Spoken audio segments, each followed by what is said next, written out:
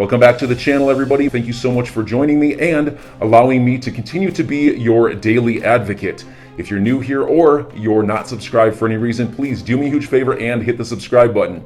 Thank you to all of you who have been watching and following me for so long. It truly means a lot, and I'm glad that I can be this person. Why the SEC has chosen to continually stall and delay this case rather than bringing information and evidence to the table to prove that Ripple sold XRP like a security.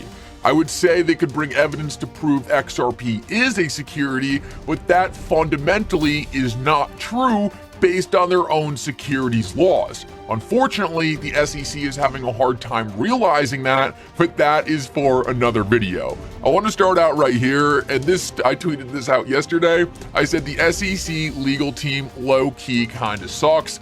Hashtag XRP. And why did I say this? Well, it comes back to their original case. I've said multiple times on this channel, this was either one of the worst drafted cases of all time, or it was purposely set up like this in order to create some legal distinctions between how a cryptocurrency offering occurs and the cryptocurrency itself is actually seen in the market in the courts because Congress wasn't making these distinctions. Unfortunately, it is looking right now like this case was actually just horribly drafted and covered in holes that the Ripple legal team has been picking apart. The SEC legal team is getting absolutely clowned by Ripple's top class lawyers right now, and it could not be more obvious to us and the court. I want to read this tweet by Stephen Hubert. And he said, "I'm reading the indictment, which seems even more ridiculous today than it did then. I think that these two 2012 law firm memos that there was some risk that XRP would be considered a security is actually the best the SEC has to offer and the centerpiece of their lawsuit." So what he's saying is, how after all this time is the SEC's best evidence that XRP is a security is two law firms coming out and saying, by the way, there might be some risk that XRP could be considered a security, and this was said in 2012. This is absolutely horrible evidence for the SEC, because if you were to ask enough lawyers, eventually you are bound to get this opinion out there somewhere. Everyone's going to have a different perspective, and especially all the way back in 2012, the crypto ecosystem was so much more different than it was today. Honestly, things were a lot more centralized, things were a lot more unknown, and people didn't know the full-scale applications of what these cryptocurrencies were going to develop into. Today, it is blatantly obvious XRP is not a security, and honestly, this evidence that the SEC is bringing back from 2012 is just showing that even back then, before we knew a lot of the things we know now about cryptocurrencies, it was still fairly obvious that there is a very, very, very good chance XRP is not a security. So it's so funny to see that the SEC's best evidence in this case actually looks to help Ripple and shows that even back then, lawyers could not specifically and blatantly tell Ripple XRP is a security because it really didn't meet a lot of the attributes that XRP would have to meet to be declared a security. And I tweeted out on top of this, and I just responded with what Stuart Alderati said when he was directly asked about that. He said in an email statement, Ripple General Counsel Stuart Alderati said that when the documents are released, they will show that in 2012, Ripple received a legal analysis that XRP was not an investment contract or security. So this totally shows, even if some lawyers were unsure and saying, we don't think it's a security, but we can see why some people might consider it that, Ripple's legal team did the analysis and they came up with that XRP wasn't a security.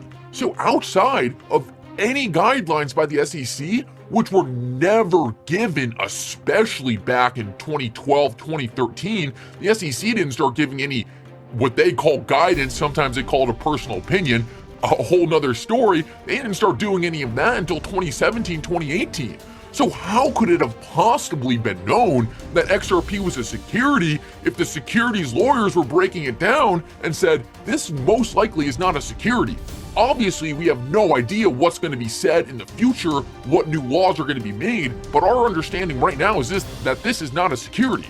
This is showing that Ripple never had any bad intent or was ever told that they should be worried about the status of XRP. This entire time, they have been doing the best they could do with the little regulation and little guidance they have been given.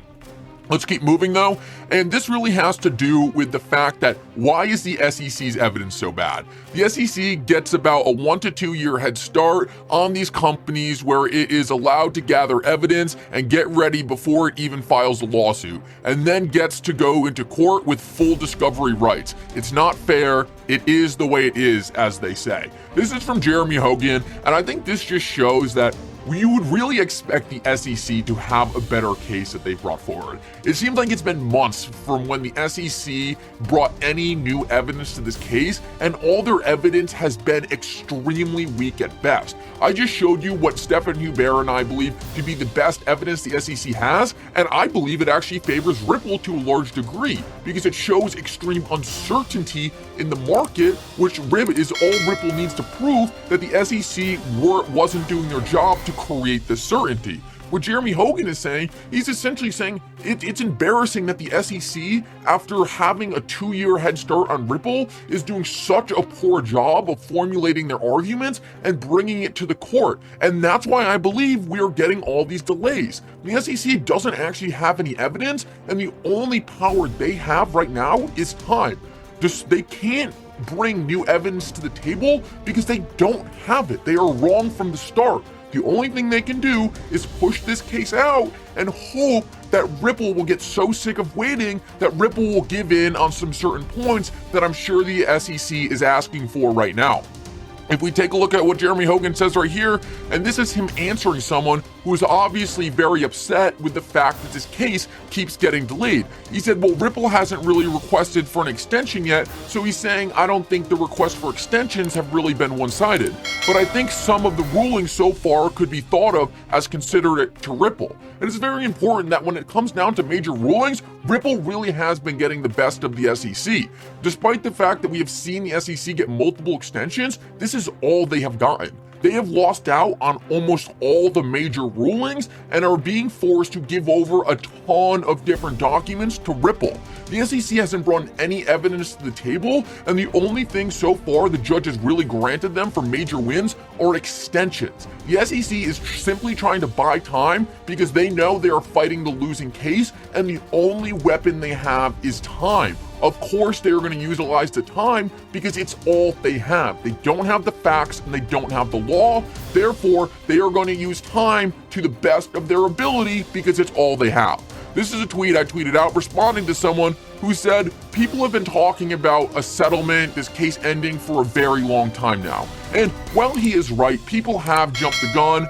Everyone, all different influencers, lawyers, everyone in the space have assumed this case wouldn't go this long. But I just tweeted out, to be fair, no one expected the SEC to get away with this many delays. Even many lawyers following this case predicted some to be denied. Without delays, we would have likely been seeing all the same docs we're seeing right now 6 months ago. Time is the only weapon the SEC has right now. Hashtag XRP. I thought this was kind of a cool thought because now we're slowly starting to see how bad it was what the SEC was doing during this time period, and I think we would have been seeing all these same documents 6 months ago if this evidence had come out sooner. It just shows that the SEC is really just trying to stall, shake out the weak hands, and hope Ripple surrenders on some points in their attempt to gain some time back.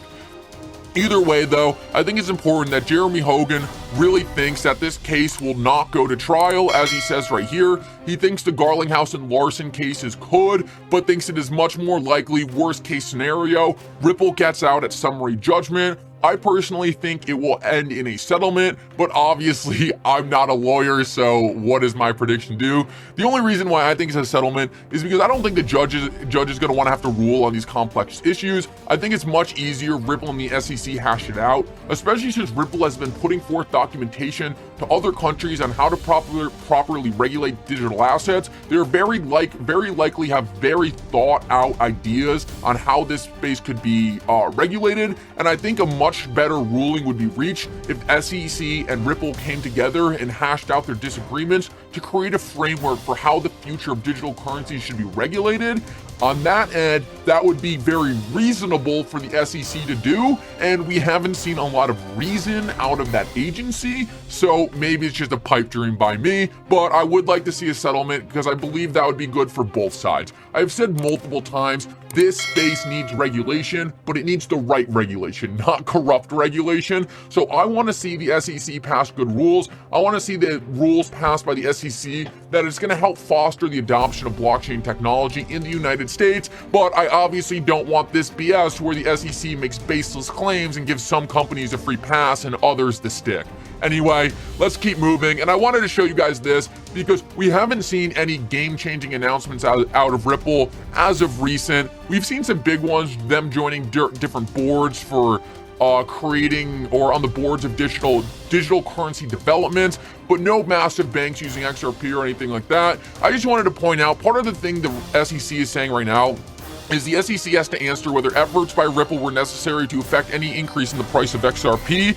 That answer is due December 6, 2021. I think it is fairly obvious that Ripple is likely being very conservative and have been being very conservative with their announcements for a very long time. They do not want to pump the price of XRP with any announcements because this is further evidence that the SEC is going to be able to use in the case and possibly against Ripple. For Ripple to be conservative and stay on the safe side of this, they are likely just holding out massive announcements, and Ripple has actually alluded to this multiple times in saying, we have partnerships we have not announced. If we take a look at the top 100 banks, it is a no-brainer that this list has not been updated in a long time, and it is still extremely impressive. I believe when this lawsuit is over, we are going to see a flood of marketing coming out of Ripple as they announce some of the biggest partnerships the world has ever seen and establish themselves as a dominant player in the cryptocurrency market. So enjoy your day, everybody. I'm always here for you. Leave any comments or questions below and be sure to subscribe. But thanks, everybody. I really appreciate you. Enjoy your day, and I always have your back. So thanks so much, everybody.